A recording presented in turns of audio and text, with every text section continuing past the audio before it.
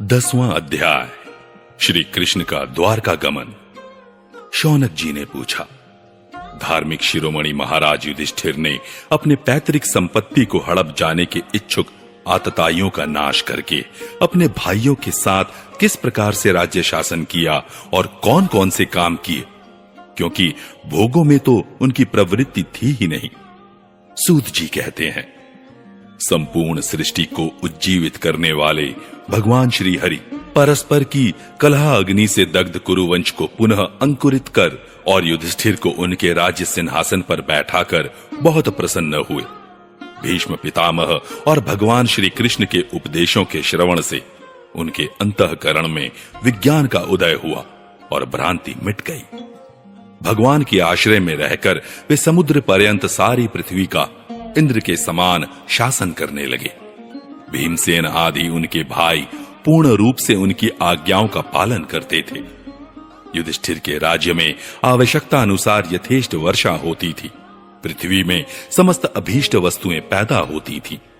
बड़े बड़े थनों वाली बहुत सी गौएं प्रसन्न रहकर गौशालाओं को दूध से सींचती रहती थी। नदियां, समुद्र, पर्वत, वनस्पति, लताएं और औषधियां प्रत्येक ऋतु में यथेष्ट रूप से अपनी अपनी वस्तुएं राजा को देती थी। अजातशत्रु महाराज युधिष्ठिर के राज्य में किसी प्राणी को कभी भी आदि व्याधि अथवा दैविक, भौतिक और आत्मिक क्लेश नहीं होते थे। अपने बंधुओं का शोक मिटाने के लिए और अपनी बहन सुभद्रा की प्रसन्नता के लिए भगवान श्री कृष्ण कई महीनों तक हस्तिनापुर में ही रहे। फिर जब उन्होंने राजा युधिष्ठिर से द्वारका जाने की अनुमति मांगी, तब राजा ने उन्हें अपने हृदय से लगाकर स्वीकृति दे दी। भगवान उनको प्रणाम करके रथ पर सवार हुए। कुछ लोगों ने उनका आलिंगन किया और कुछ ने प्रणाम। उस समय सुभद्रा, द्रौपदी, कुंती, उत्तरा, गांधारी, धृतराष्ट्र, युयुत्सु, कृपाचार्य, नकुल, सहदेव, भीमसेन, धौम्य और सत्यवती आदि सब मूर्छित से हो गए।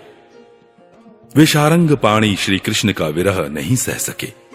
भगवत भक्त सत्पुरुषों के संग से जिसका दुस्संग छूट गया है, वह विचारशील पुरुष भगवान के मधुर मनोहर सुयश को एक बार भी सुन लेने पर फिर उसे छोड़ने की कल्पना भी नहीं करता। उन्हीं भगवान के दर्शन तथा स्पर्श से, उनके साथ आलाप करने से तथा साथ ही साथ सोने, उठने, बैठने और भोजन करने से जिनका संपूर्ण हृदय उन्हें समर्पित हो चुका था, वे पांडव भला उनका विरह कैसे सह सकते थे। उनका चित्त द्रवित हो रहा था। वे सब निर्निमेष नेत्रों से भगवान को देखते हुए स्नेह बंधन से बंधकर जहां तहां दौड़ रहे थे। भगवान श्री कृष्ण के घर से चलते समय उनके बंधुओं की स्त्रियों के नेत्र उत्कंठावश उमड़ते हुए आंसुओं से भर आए, परंतु इस भय से कि कहीं यात्रा के समय अशकुन न हो जाए, उन्होंने बड़ी कठिनाई से उन्हें रोक लिया। भगवान के प्रस्थान के समय मृदंग, शंख, भेरी, वीणा, ढोल, नरसिंगे, धुंधुरी, नगारे, घंटे और दुंदुबियां आदि बाजे बजने लगे।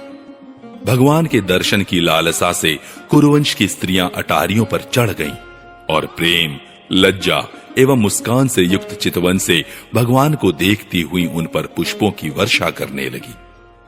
उस समय भगवान के प्रिय सखा घुंघराले बालों वाले अर्जुन ने अपने प्रियतम श्री कृष्ण का वह श्वेत छत्र, जिसमें मोतियों की झालर लटक रही थी और जिसका डंडा रत्नों का बना हुआ था, अपने हाथ में ले लिया। उद्धव और सात्यकी बड़े विचित्र चंवर डुलाने लगे। मार्ग में भगवान श्री कृष्ण पर चारों ओर से पुष्पों की वर्षा हो रही थी। बड़ी ही मधुर झांकी थी। जहां तहां ब्राह्मणों के दिए हुए सत्य आशीर्वाद सुनाई पड़ रहे थे। वे सगुण भगवान के तो अनुरूप ही थे, क्योंकि उनमें सब कुछ है, परंतु निर्गुण के अनुरूप नहीं थे, क्योंकि उनमें कोई प्राकृत गुण नहीं है। हस्तिनापुर की कुलीन रमणियां, जिनका चित्त भगवान श्री कृष्ण में रम गया था, आपस में ऐसी बातें कर रही थी जो सबके कान और मन को आकृष्ट कर रही थी। वे आपस में कह रही थी, सखियों, ये वे ही सनातन परम पुरुष हैं जो प्रलय के समय भी अपने अद्वितीय निर्विशेष स्वरूप में स्थित रहते हैं।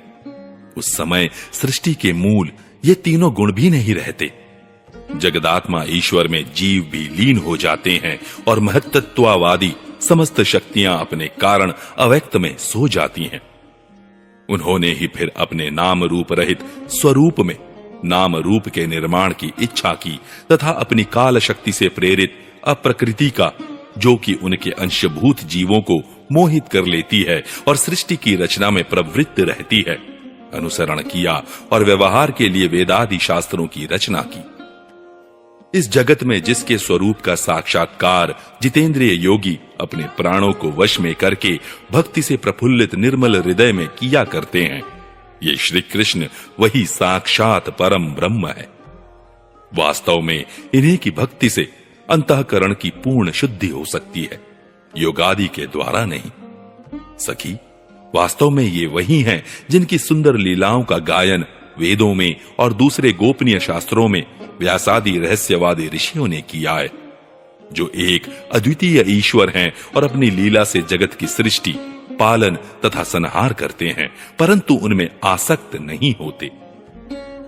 जब तामसी बुद्धि वाले राजा अधर्म से अपना पेट पालने लगते हैं, तब ये ही सत्व गुण को स्वीकार कर ऐश्वर्य, सत्य, रित, दया और यश प्रकट करते और संसार के कल्याण के लिए युग युग में अनेकों अवतार धारण करते हैं।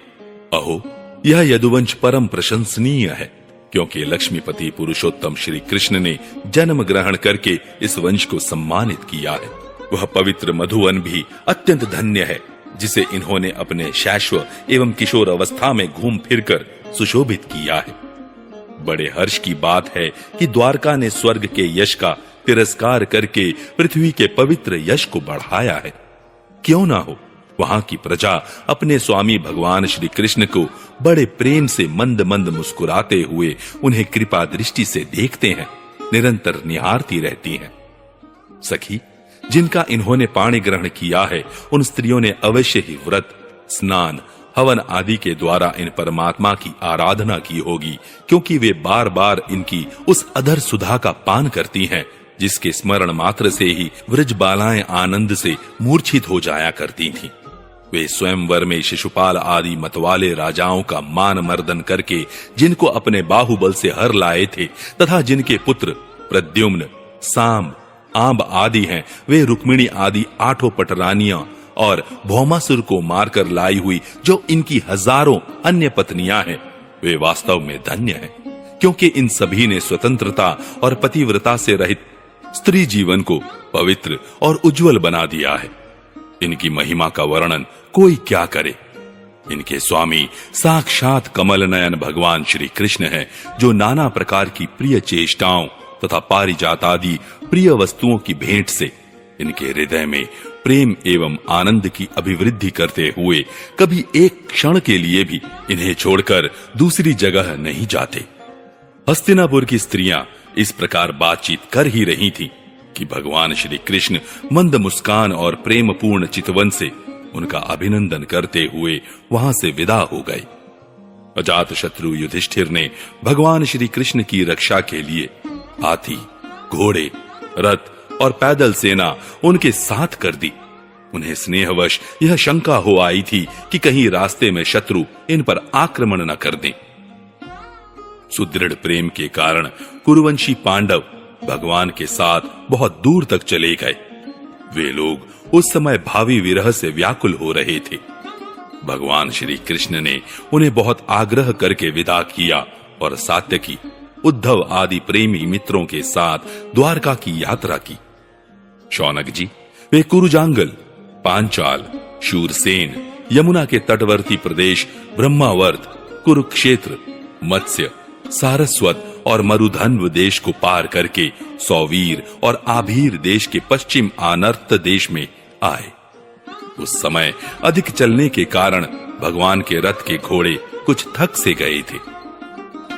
मार्ग में स्थान स्थान पर लोग उपहार आदि के द्वारा भगवान का सम्मान करते। सायंकाल होने पर वे रथ पर से भूमि पर उतर आते और जलाशय पर जाकर संध्या वंदन करते। यह उनकी नित्यचर्या थी।